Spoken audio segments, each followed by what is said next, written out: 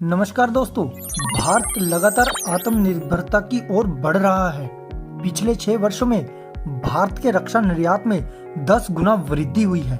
भारत का रक्षा निर्यात अब तक के उच्च स्तर पर पहुंच गया है।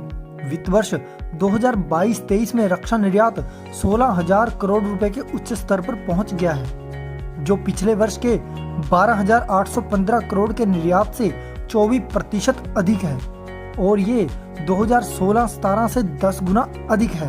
पीएम मोदी ने मेक इन इंडिया के तहत भारत के रक्षा निर्यात की सराहना करते हुए कहा, ये दिखाता है कि पिछले कुछ वर्षों में इस क्षेत्र में सुधार के अच्छे परिणाम दिख रहे हैं।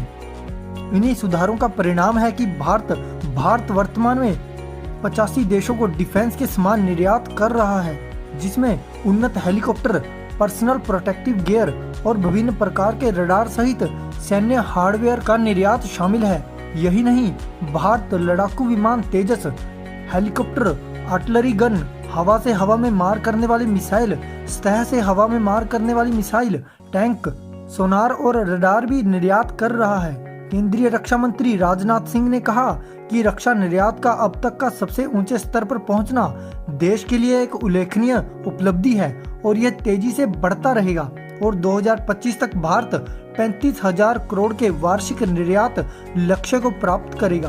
भारत हथियारों के निर्यात में सबसे बड़ी हिस्सेदारी वाले शीर्ष 25 देशों में भी शामिल नहीं था और 2018 से 22 तक सबसे बड़े निर्यातक अमेरिका, रूस, फ्रांस और चीन, जर्मनी थे। हालांकि 2018 और 22 के बीच कुल वैश्विक हथियारों के आयात में 11% की हिस्सेदारी के साथ भारत रक्षा आपूर्तिकर्ता का सबसे बड़ा आयातक था।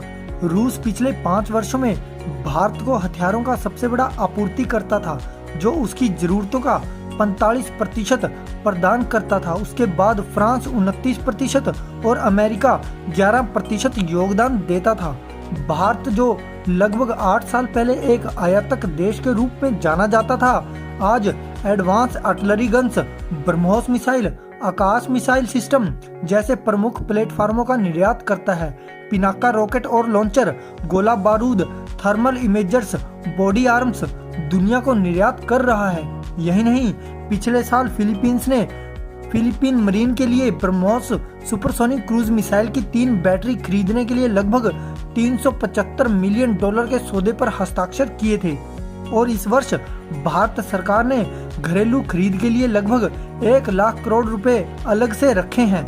सरकार ने ऐसे सैकड़ों हथियार प्रणालियों को भी अधिसूचित किया है जिन्हें आयात नहीं किया जा सकता, जिसका उद्देश्य स्वदेशी रक्षा निर्माण को बढ़ावा देना है। और आप सभी का क्या मानना है आत्मनिर्भर होते भारत के बारे में? अपने विचार कमेंट्स में जरूर बताना और इस चैनल को लाइक, शेयर और सब्सक्राइब करना मत भूलना।